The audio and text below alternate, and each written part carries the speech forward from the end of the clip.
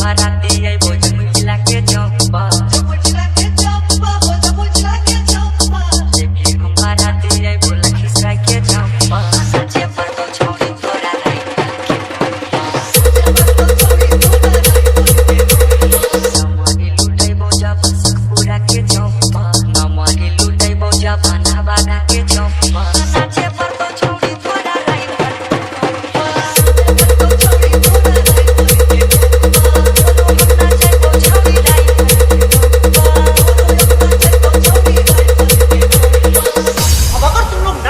Subscribe करो, वो जो लाल वाला बटन है उसके साथ स्कैम करो या फिर महफिल जमाओ। मुझे नहीं पता, बस क्लिक हो जाना चाहिए।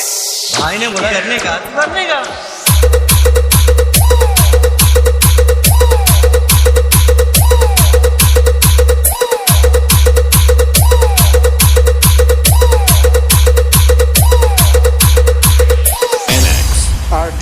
NX बाराती में छरबो में पराका है खाली गोली चलाई बहुके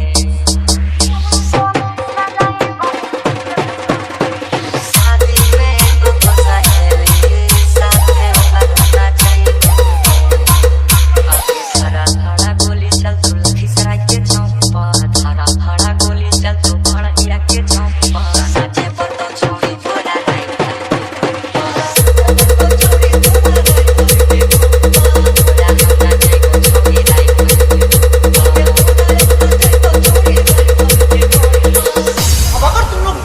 सब्सक्राइब करो, वो जो लाल वाला बटन है उसके साथ स्कैम करो या फिर महफिल जमाओ। मुझे नहीं पता, बस क्लिक हो जाना चाहिए।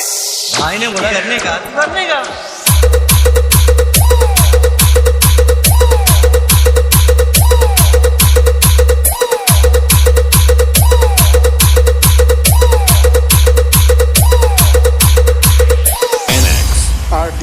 NX डीजे है लाई बाबा